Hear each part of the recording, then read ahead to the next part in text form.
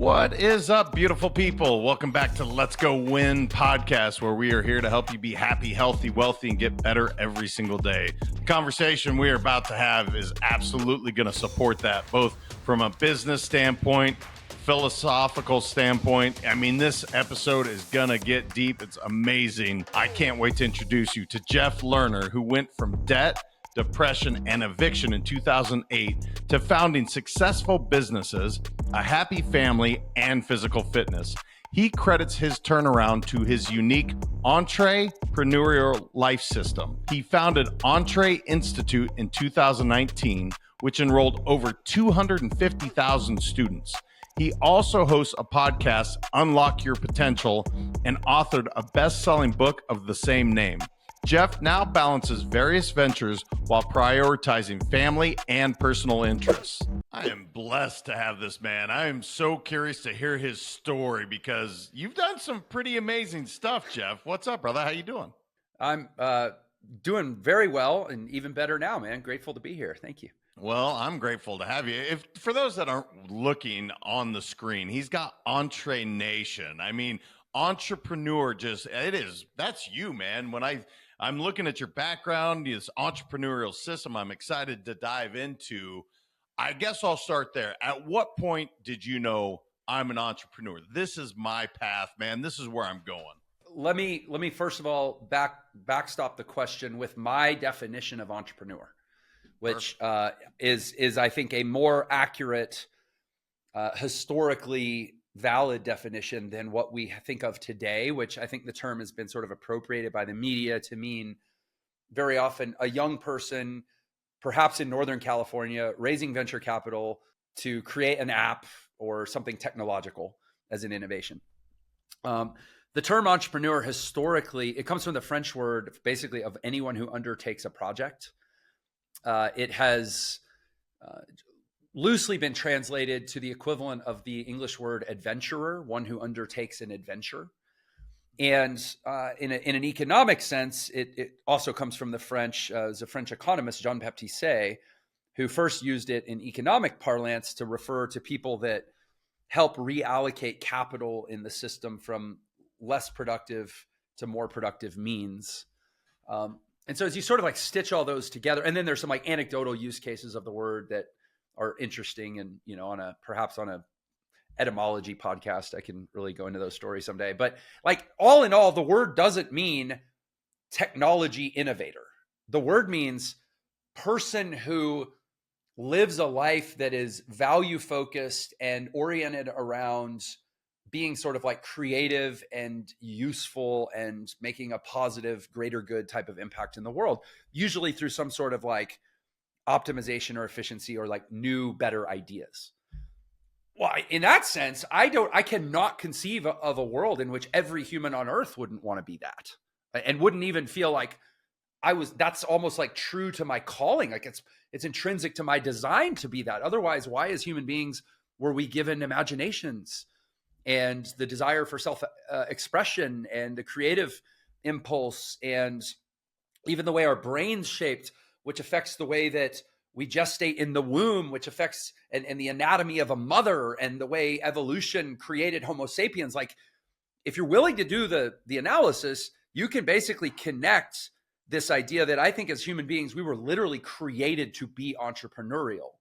And the opposite of entrepreneurial, you could sort of say is like to be more like worker ants. Like the opposite of entrepreneurial is to just be like everyone else and, live a generally futile and miserable existence. So now that we've defined it, I think every kid knows they want to be an entrepreneur. I just refuse to forget it.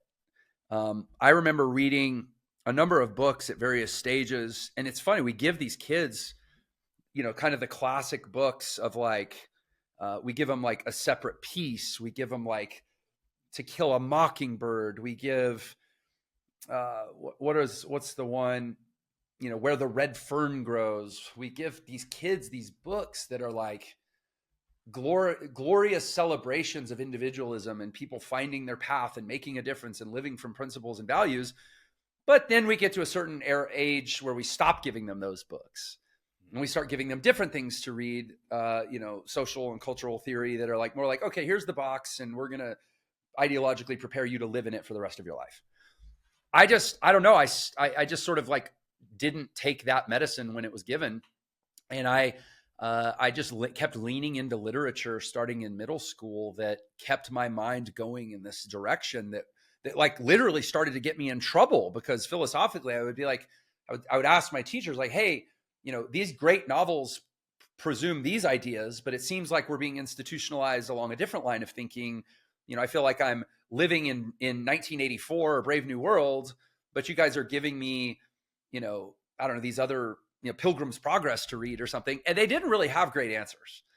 So I got frustrated enough that I dropped out of high school my junior year on like as sort of a conscientious objector, let's say, to the idea of schooling and what I was being fed. And I think I've been an entrepreneur ever since.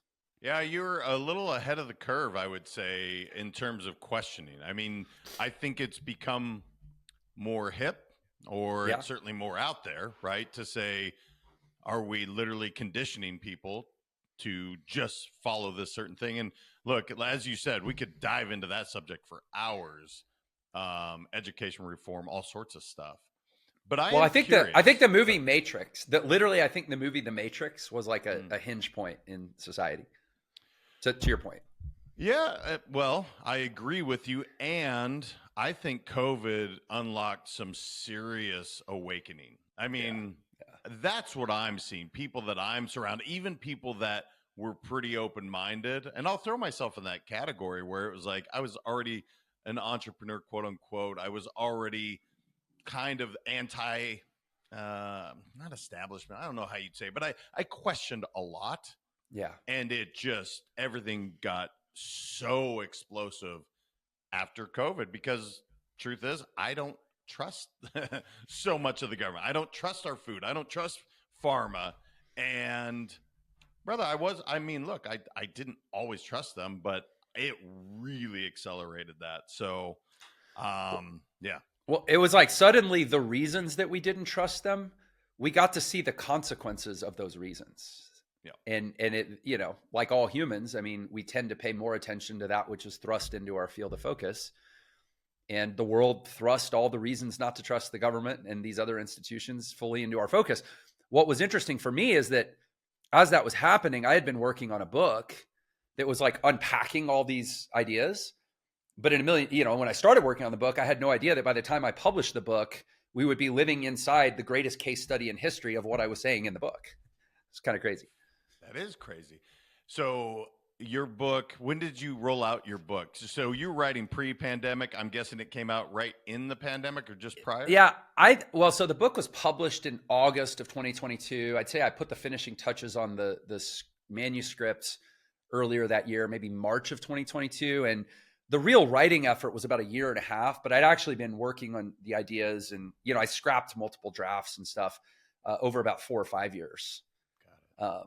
And so then as the pandemic was happening, in some ways, it actually galvanized me to go, okay, like remember like the early days of the pandemic when it was before it was COVID. Remember back then it was called coronavirus, novel coronavirus 19.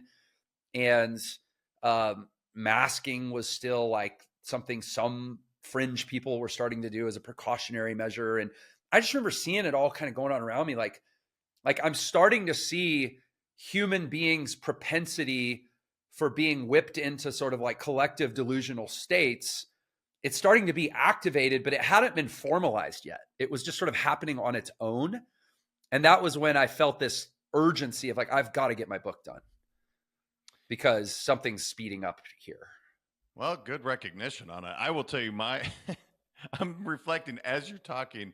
I remember my book published my first one, February 2020. Okay. And that was like a month. That was like the month that it kind of started, right? Oh yeah. And so I remember I was in San Diego with my wife walking along one of the wharfs, and there was a homeless gentleman that was sitting there in a wheelchair, and all he wanted to do was have human touch. And I remember, again, hearing various reports going on, all this stuff. It freaked my wife out so much, but the man wanted to shake my hand. He didn't ask for money. He didn't ask for food. And I remember this clear as day. It was the day my book published. And I'm shaking this dude's hand. And my wife is like, what are you doing? Because she's kind of not a germaphobe, but she likes to really. And I was like, this human being needs connection at the end of the day. Right. And it's just so funny. I don't know why I can see him, man. I don't even remember the guy's name. But anyway.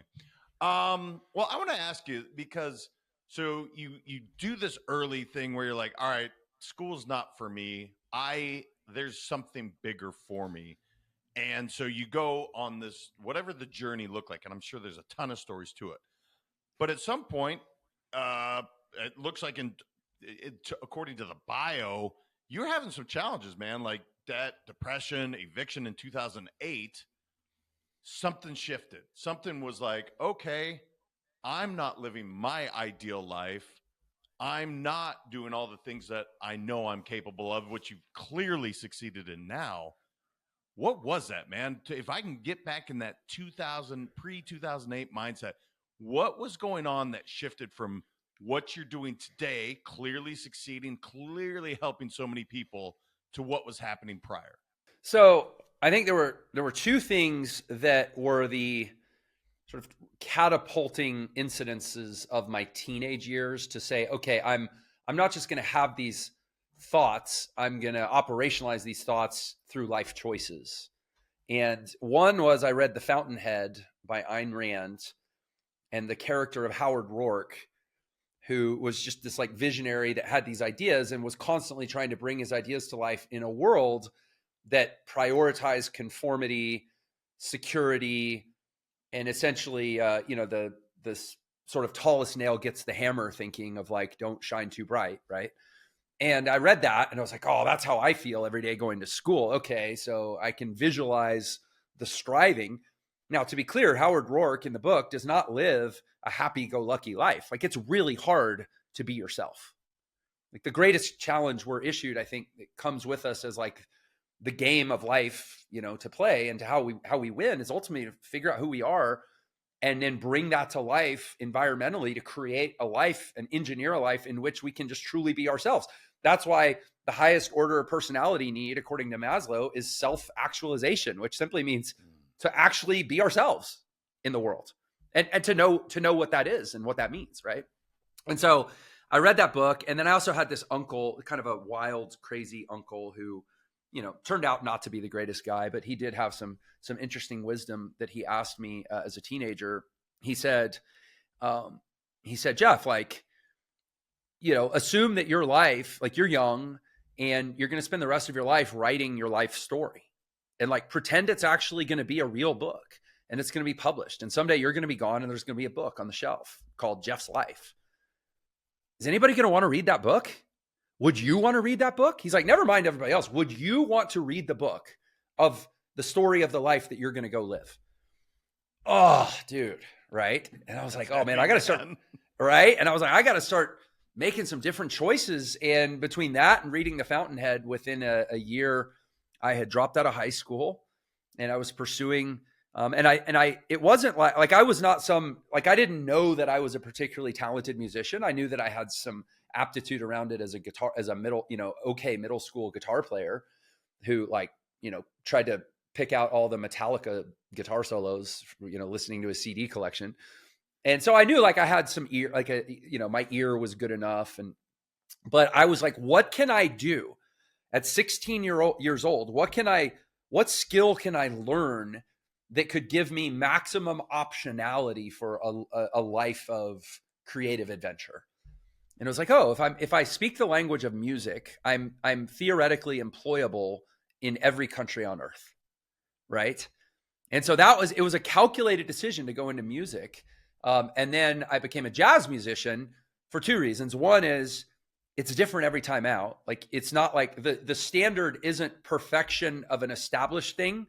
The standard is maximization of an infinite set of creative possibilities and finding your unique way through those possibilities, right? So that was a lot more interesting to me than, the regurgitation art of classical music, which is itself sublime and beautiful in a different way. And I actually prize it more now than I did. But that was one thinking. And the other was, it's just sort of like maximum utility as a musician. If you're a jazz musician, you've essentially mastered certain fundamentals that you can throw me into a blues band or a Latin band or a swing band or a classical ensemble, or, it's just like maximum versatility and utility as a musician. And so it was very calculated what I was going to pursue around this intention to live a life that had as much creative, adventurous possibility as possible. And then you ask what changed by 2008. Honestly, as romantic and wonderful as all that sounds, being a jazz musician is a really, really hard life. Unless, even if you are one of a handful that gets discovered and, gets a record deal or whatever, it's still a hard life.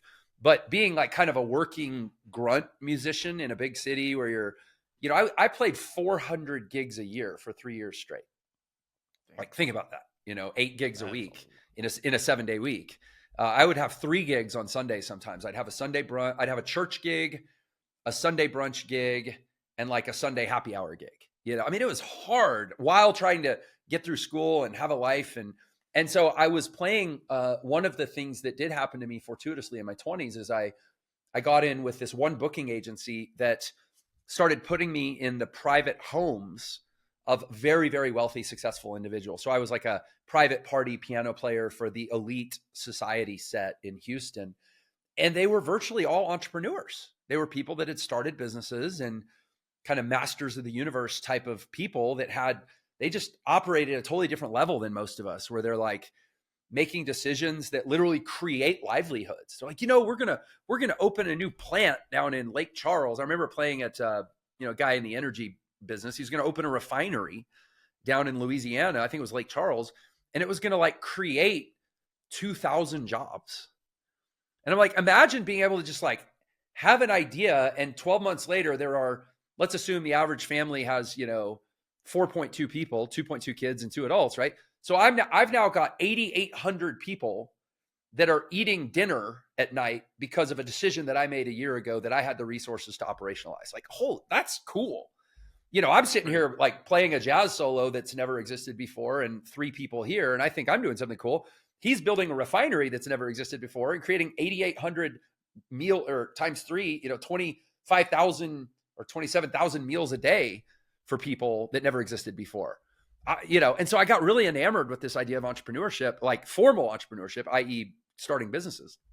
And I fumbled and stumbled at that all through my 20s. I was obviously undercapitalized. It's hard to, when your seed capital raising efforts involve a tip jar on a piano in a bar, it's a little tough. But eventually by my late 20s, I had failed at a number of things, each failure kind of bigger than the previous one. I was $500,000 in debt from these 2 franchise restaurants that I had tried to open with SBA loans, which in hindsight, they should not have been giving at the time, a 27-year-old jazz musician with no business success to his name. They should not have been giving him $500,000 in bank loans.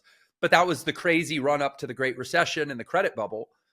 And they gave me too much rope and I hung myself. And by 2008, I was $500,000 in debt and struggling as a piano player, obviously, to keep up. And that's when I discovered the world of online business.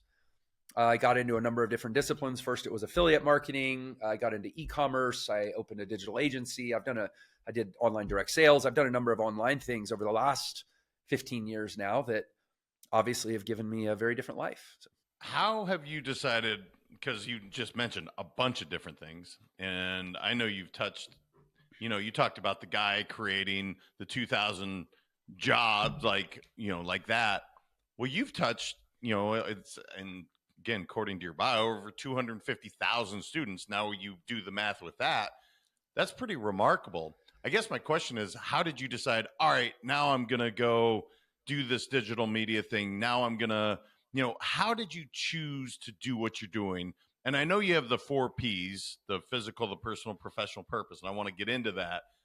But how do you say, you know what, man, this is really my passion. This is my purpose. This is what I'm going to go for. And then at some point you go, well, actually, I want to do something over here. You're clearly not afraid to try something new. And I guess it's creating more opportunities for other. What does that look like for you? Yeah. I mean, First of all, I think it's really important to know our history and realize that, like, even that poor person, that homeless guy that you shook his hand, he still has like more material support and like opportunities for comfort than the vast majority of all humans that have ever lived on Earth. I mean, this is a great time. I mean, this is a great era in which to be a poor person relative to all other eras in which we could be a poor person. Like, and I don't mean to be reductive or unkind to certain people in certain situations around the world, but generally, if you're listening to this podcast, it's inconceivable that you have it that bad in a historical sense, right? You have an internet connection. Give me a break. Like 200 years, everything before penicillin was worse than anything could possibly be now at some level. And so, to have that awareness is like, and my goodness, we live in an economy now where they don't put you in prison for not paying your debts. Like 200 years ago, if you did not pay your debts, they put you in jail. We're really that terrified to take a risk? Give me a break. Even if I can't pay my mortgage, there's like social services that'll like come bring meals to my kids. And so this idea, I mean, we live on a spectrum between like where on one side you have risk and what's possible, and on the other side you have comfort. And again, a lot of it is just what we feed our minds. I read Brave New Worlds, and I read Brave New World Revisited, and I read, Fahrenheit 451, and I read enough dystopian fiction to go, oh my gosh, man, I don't know what we're headed towards as a society. And I think, it's kind of scary in modern visibility, what's happening right out in the open right now. But like, while I can be free, I'm going to. And so that decision was made. And then, a number of second and third order decisions come from that. But like, I think that the tragedy of the modern world is that most of us are only making second and third order decisions. We haven't made the first order decisions, which is like, what do I value? What are the guiding true north principles of my life? What is it that I believe that isn't simply something I received from my parents? Did you know that 88% of humans have the same fundamental religious beliefs as their parents? Wow. And that just defies logic. That's a new one on that just that just defies logical credibility to me, that like 88% of us have actually taken the time and done this sort of philosophical reasoning to say, I am willing to place my parents at the pinnacle of reason and therefore live my life according to the principles that those two flawed individuals arrived at in their wanderings, knowing that they were probably part of a generation where it was even higher than 88% that took it from their parents. And by the way, that's a statistic from a UK study that's inside of Western liberal democracies. In other parts of the world, it's like 99 or 100% because you're not even allowed to question. And like, we just as human beings, you talk about waste. We waste so much food in America, and we waste so much plastic in America, and we're destroying the environment. You know what we waste is our power of free thought. We waste more capacity for free thought proportionally than probably any other resource that we're given as a species. And yet we're so convinced that we're true, that what we believe is true. And so because I, for whatever reason, was oriented towards trying to figure out what I believed about what I consider to be the most important questions in life, I then sort of built a framework for myself in which I could not align with most of what society and other people seem to have decided, not just for their lives, but for my life. I couldn't align with those things without this like overwhelming feeling of hypocrisy based on what I had decided were the answers to the most important questions. And, I get it in hindsight. It's like the Matrix. Remember that scene where, I forget the name of the actor, but he was one of the Fratelli brothers in Goonies. And he's like, the ball guy. Yeah. Yeah. And he's like, just put me back into the Matrix. He's like, I want this steak to be real. And I want my wine to taste like, I don't want to know that it's a Matrix. Just, I abdicate.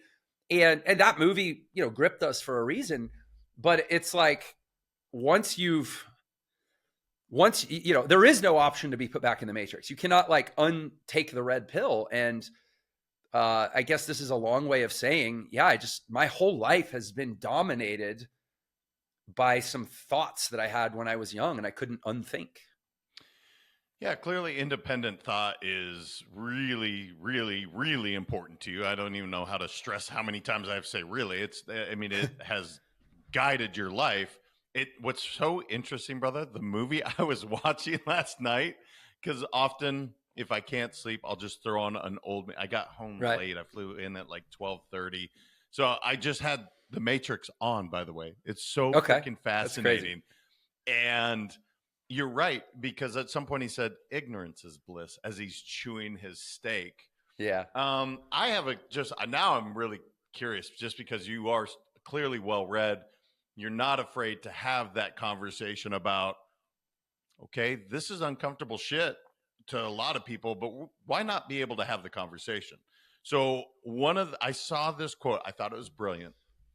The guy said, look, if you believe that there's fake news, which I feel pretty confident that we could all say there is a portion of news that is fake. There is an agenda that's being run.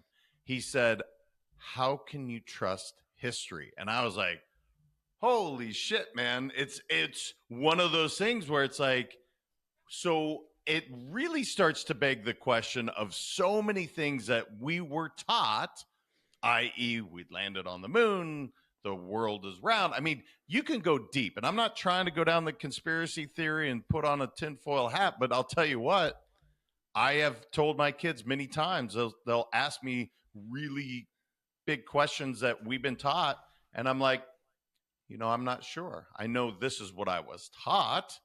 I don't know that that's factually correct.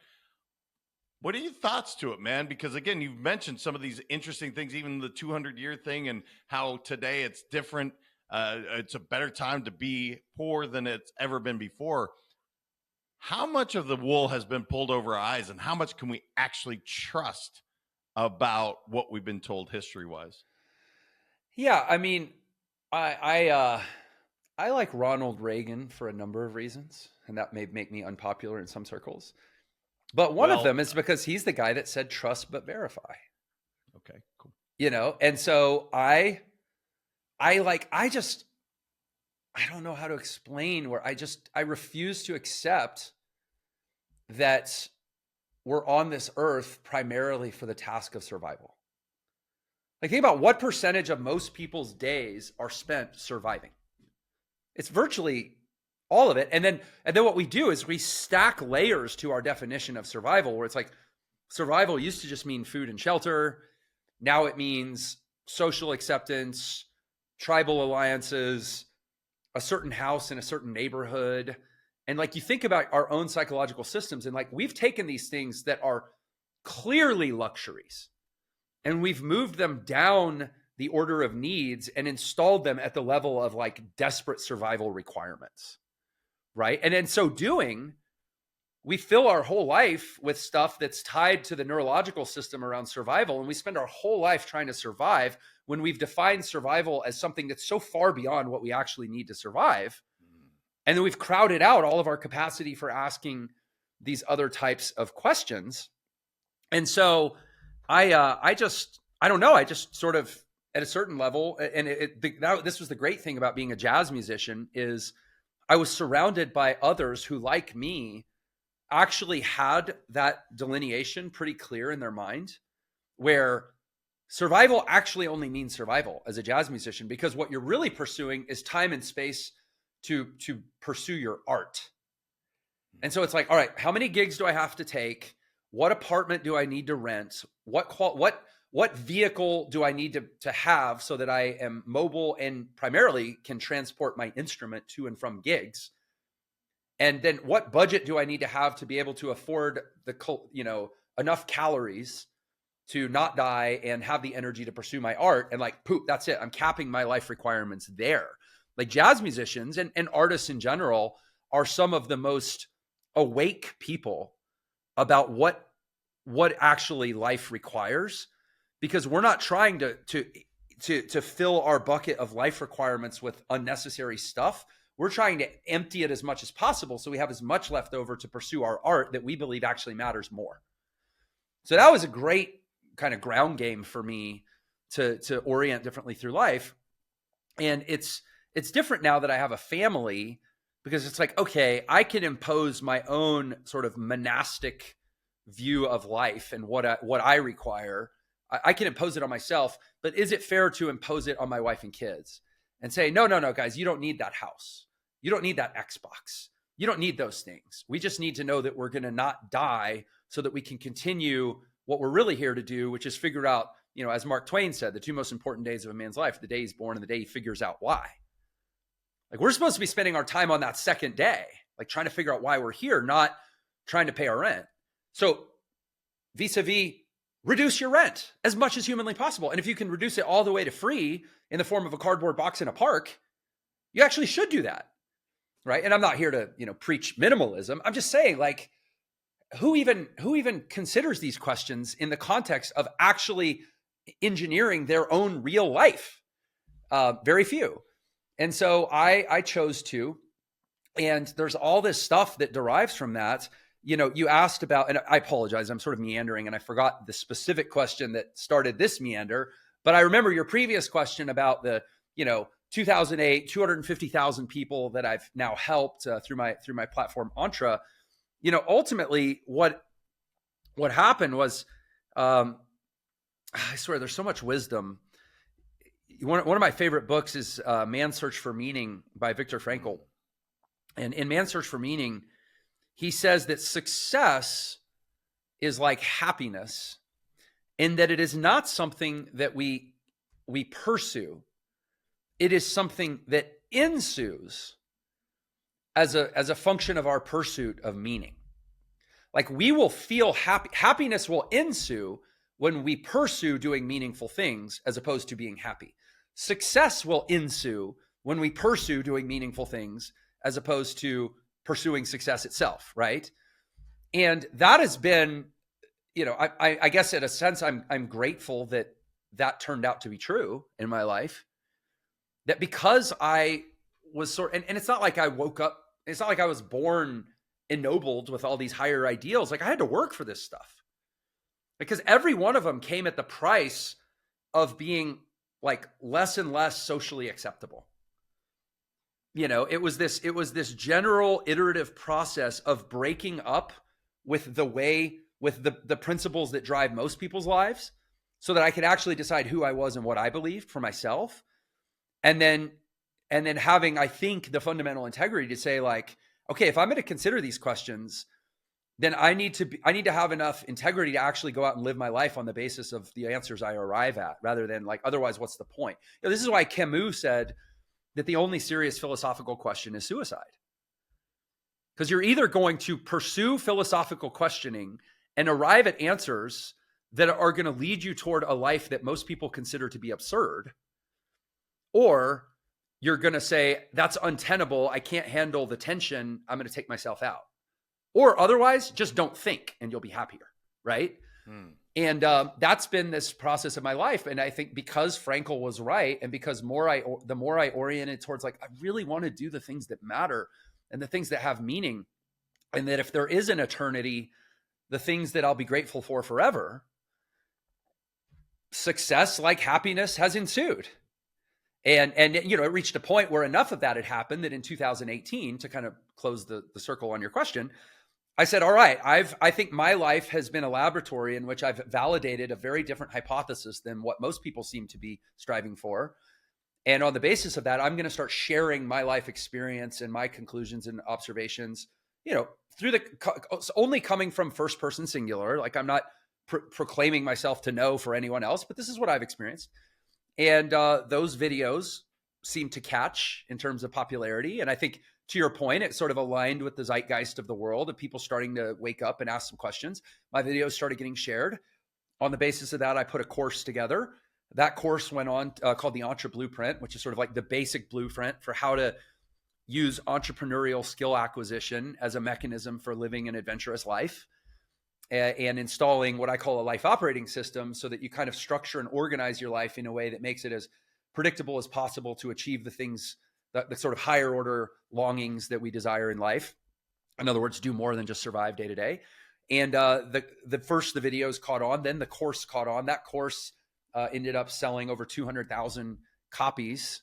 And now we're up to almost 300,000 students, to update that number. And it's grown into this platform called Entre, which is, essentially me, I don't know, as a result of, call it an early midlife crisis, basically saying, okay, I want to try to help the world maybe realize some things that I realized, but not have to endure quite so much pain in the process. Yeah, it feels like, and again, you posed a lot in that last one of which I just got back from a Qigong retreat. And so very cool. I'm literally focused on energy and Qi. And like, this is what I just did the last, 72 hours of hardcore, which I've practiced Qigong on and off for a long time.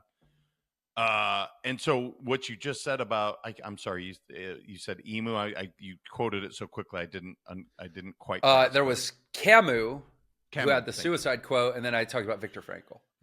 Yeah, no, Viktor Frankl, we've talked about a lot. It's probably my favorite book. I read it every year because the perspective that I arrive at. So anyway, this whole idea of pursuing more of life, it sounds like you unlocked abundance essentially by saying, I really don't give a shit what anyone else thinks or what they expect of me. I'm going to go do what it was jazz at one point. Like, I'm going to pursue this love of music, and that's enough for me. That's more than enough for me, actually. And if I'm looking right now, you have the head with it looks like a keyhole. I'm guessing, without going through your course, that's kind of, you've unlocked to say, look, expectations from other people thrust upon you, that's not your path. That's not your purpose. It could be, maybe, if that's what you choose, but it is a choice. So we're fucking clear. Like, you get to choose wherever you want to go. Is that a fair statement to make? Like, all right, man, I don't give a shit what you think. I'm going to pursue something that makes the world a better place, and I feel good doing it.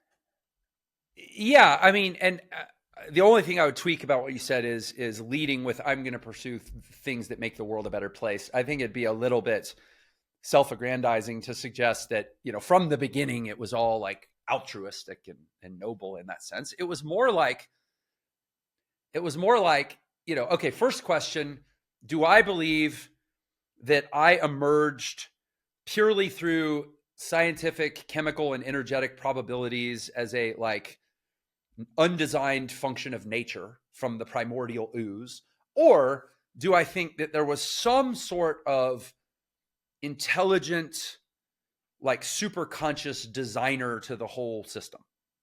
Right. And my deep, and that was the first question. Like, I was reading, Kierkegaard, and I was reading C.S. Lewis, and I was reading, Christian apologetics, and I was reading scientific,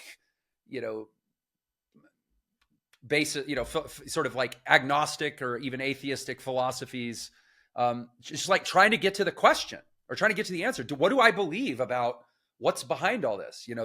The regression question, like, well, what was before that? And then what was before that? And then what was before that? And do you reach a place that's sort of like pre-regression where there's no such thing as beforeness because it's before time itself?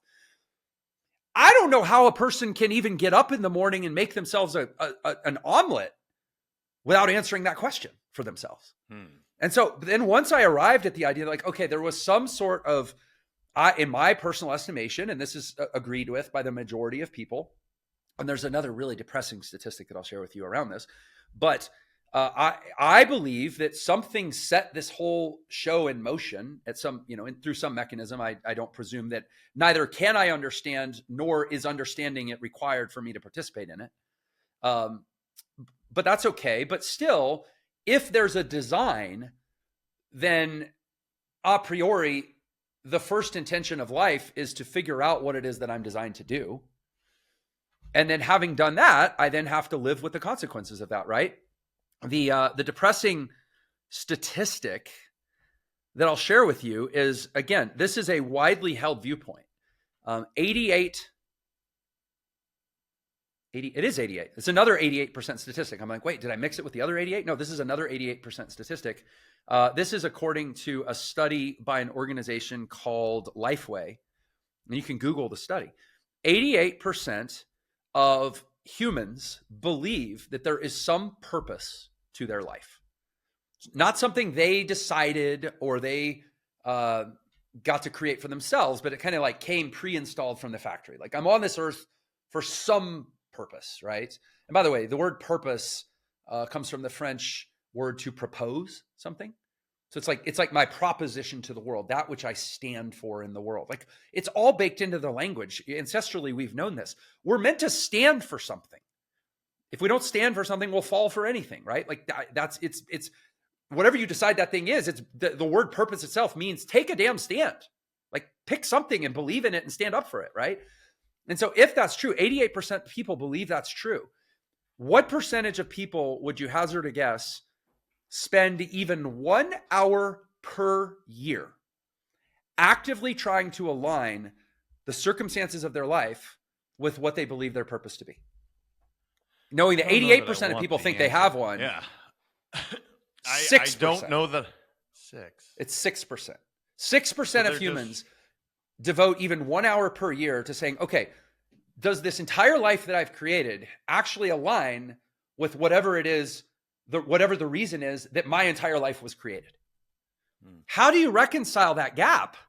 Unless to say we clearly live in a world that has distracted us, drugged us, traumatized us. Somehow it has gotten us to shut down most of our critical higher reasoning faculties to live this sort of like somnambulistic life where it's just easier to not ask these questions. It is depressing. 1 hour. My God, 6% spend. Like I literally try. I work on this every day. Like I have a whole life operating system that the entirety of which is saying, how do I structure my life, both internal and external life, to align towards some, to heed the call to adventure that I think is why I'm on this earth. I can't imagine doing it even an hour a month, much less an hour a year, much less 94% of people don't do it at all. It sure seems, dull, boring. I don't know. I don't know that I can even articulate that. Look, you're asking some big questions. Like, we should have definitely planned for a 3-hour show because, like, again, one of the questions that has continuously gone through my mind, and that's why the quote that you had from Camus was so I lost my dad to suicide, right? And one of the questions that I'll never know, as I pursue every single day trying to live a better life, every moment I'm trying to live my most inspired. Let's go and exist to inspire to live people to live their best lives. It's one of those things where I'll never have the ability for someone that raised me for 44 years. I can never ask. I don't get it, right? And I'll never know the answer. I've arrived at that. But through this weekend, that's where I was going with the Qigong thing. It was one of those questions that was like hitting me over the head like a fucking hammer, man. I'm sitting there pursuing more life force, more life energy, all the things that I love about this incredible world. Even though, there's nasty shit coming all the time. The one question I couldn't escape from is, at some point, my dad arrived at a place where it didn't make sense. And instead of doing everything to stay on Earth longer, chose to leave it. So anyway, shit, man, I could ask you a million questions. What didn't I know enough to ask you that you want to make sure to get across? Because we've covered some ground here, but what do you want to make sure the audience knows? And again, I don't want to veer too sharply into spirituality, or especially my own personal spirituality. I try to keep everything pretty accessible and sort of general for the world, right? But like, I do think if we answer this fundamental question of like, is there something that predated the creation of the universe, some sort of intelligent or universal like designer, then that means that linear time is itself sort of a second order construct, right? And the reason that's so important is because I think that one of the relationships that we do not consider nearly enough in living is our relationship to time. We obviously consider our relationships to each other. We consider our relationship. There's a lot of talk about our relationship with money. There's a relationship with our body and how we manage our energy supply and our sleep and biohacking and all this stuff. But what about our relationship to time? If time is a created thing, just as we are, and like created things were created, in some sort of bundle, again, being pre-time, you would say it was all bundled together, even if it appeared at different times, because time itself was one of the things. Okay, then how do I orient myself around time? And, to aspire to be as the creator would have us be, and this is a well-stated thing, is to sort of try to bring out our, they say we were created in that image, so to speak, right? It's to kind of like try to bring out our most sublime qualities. Because on the inverse of that is like, well, let's all just kill each other and try to take each other's little hill. The inverse is like, well, let's be as much like, jungle animals as possible. And it's all just survival of the fittest. And I literally could kill you and you would not have any moral basis for questioning my decision to do so, because it's like, well, that's how the setup, life is just meant to survive at all costs. Right. So if the sublime, call it the ethereal or the godlike nature or whatever, is the inverse of that, where we're meant to pursue love, which doesn't have a lot of rational biological explanation, just even the concept of love. But then how do we apply that thinking to time?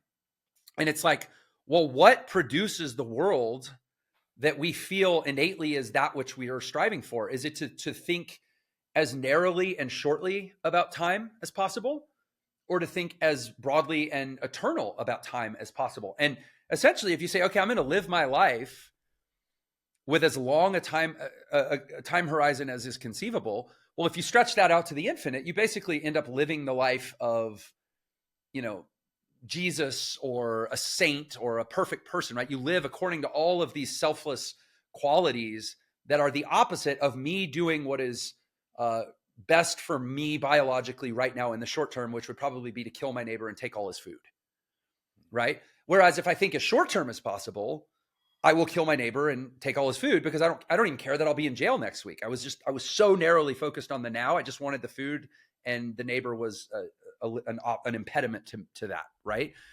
And so to really, really consider our relationship to time and to constantly be kind of like we go to the gym, our habits, we don't make our life, we make our habits, and then our habits make our life, right? Yep. And so to be habituating the right relation, and I say right, that's a personally defined term, but to be habituating the relationship with time that we have deemed to be most in alignment with our principles. And I think that for the Machiavellian, sociopathic, narcissistic, like dark tetrad people in the world, that I think none of us, I mean, I guess if you are one of those people, you're quite content because you don't have a conscience, but the rest of us would presumably not aspire to be like those people. For the people that are not that cluster, reason to me holds that the longest possible relationship, or the longest possible lens through which to view our relationship with time, is that which draws out our best nature. And so I ask people, like, okay, if you weren't worrying about tomorrow, but you were worrying about 30 years from now, would you have made that same decision? And people say, no, I can't, but I don't have the luxury to think about 30 years from now. I have to think about right now. Okay. So like when you were talking about your life and, striving to be a better person, and I don't know all the particulars of your life, but you're in a room that's got some hip lighting. You've got some electronic equipment that costs money. You live in Florida, so I assume you're air conditioned. So you have a certain, amount of material comforts in your world that we all do. We're all on a spectrum, right? But to say, okay, I am working to discipline my mind so that the more the material comforts are removed from my life, the more I maintain my integrity to self. In other words, there's not different versions of me depending on where I stand in the survival equation. Because otherwise, all it takes is somebody to point a gun at you to turn you into a monster. Look at the Nazis. Most Nazis were not born going, I can't wait to kill them Jews. They were converted to that unconsciously or subconsciously, or perhaps fully consciously, based on a mechanism of like, well, in order to survive and endure for this period of time in this country, I now need to dehumanize this other group that's clearly a lot more like me than not, but I'm going to pretend they're not so that I can try to survive this thing, right? Like, and so for me, the discipline of life is, I have come to this definition of success, where success is the extent to which I am able to be fully myself across the broadest range of all possible experiences.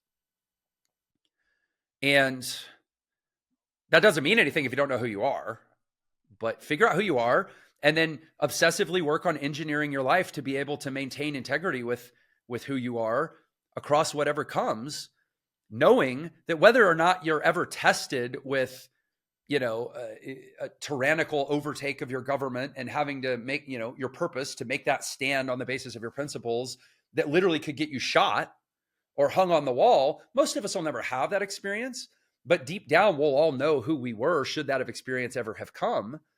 And I think that at the end of life, when all of our five senses are stripped away, presumably if our consciousness carries on somehow or some way, it's going to exist in the desensitized knowing of who we had become and whether or not we were living in accordance with our principles.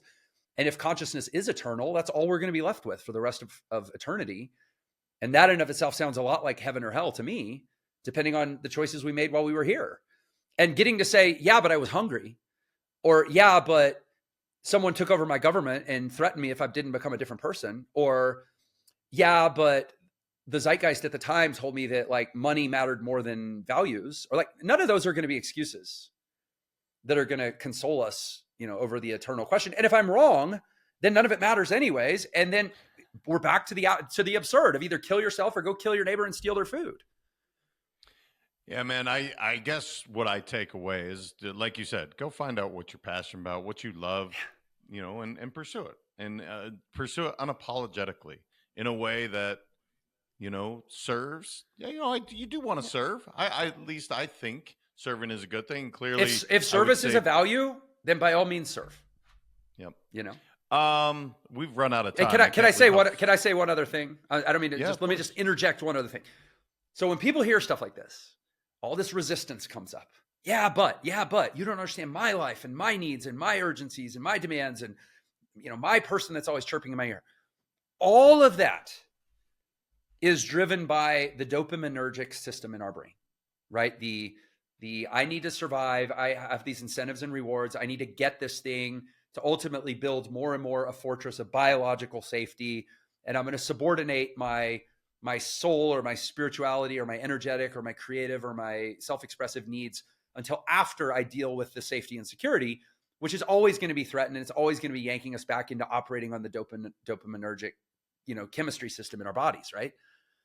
That is literally the same system that crabs run on and bumblebees run on. Actually, bumblebees have higher order systems. Like earthworms run on that system. Are we really willing to let our entire life be governed by the same operating system that runs lobsters and earthworms? Or are you going to be habituating the discipline to say that even when times are tough, I'm not going to allow my fear to hijack my higher reasoning and my principles based on having taken the time to decide who I am and what I value? That's beautiful, man. Absolutely beautiful.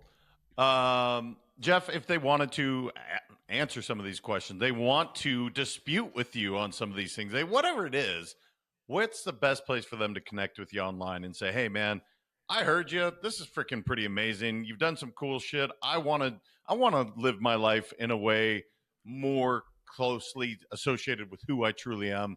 Where would they find you, brother? YouTube. Come find me on YouTube. I've got, I think, 1,000-ish videos at this point that are 1,000 opportunities to sample the wares and decide if you align with some of my viewpoints. And if so, I've obviously packaged some of these ideas into practical frameworks and what I call a life operating system through my Entre platform that you can use to actually design the life you want and acquire the practical skills and discover the practical tools that allow you to bring that to life in a very real, tangible, material way. Like, even though the ideas themselves are philosophical, the execution of the ideas obviously has, where the rubber meets the road is like the real world. And so it's real world education on the basis of timeless principles, which by the way, I do not think is what school is. Clearly, School is the inverse. School is compromised principles with irrelevant education. This is relevant education based on timeless principles. No, go check it out, you guys. And hey, brother, I appreciate you coming on. Again, I didn't know this is where the conversation was going to go. I don't get to have these conversations that frequently, so I appreciate it, man. And thank you for showing up the way you did. Thank you, man. And isn't it sad in this world that these conversations like this are so few and far between because we're all so busy talking about, who won the game last night? Yeah. Again, this is when you're going to have somebody in your life for a long time where it's like, I want to answer some of these questions. We're going to have some of these deeper conversations around the campfire or whatever it may be. So thank you, brother. I appreciate it. Please go check out his YouTube. I mean, clearly well-read, clearly has done some deep thinking. These are questions that perhaps you haven't had the opportunity to answer either. Go explore it. Have a good time with it. Make sure to share this with someone that you know would enjoy it, because these are some deep philosophical questions. Until next time, remember, your mindset matters. I appreciate y'all. Talk soon.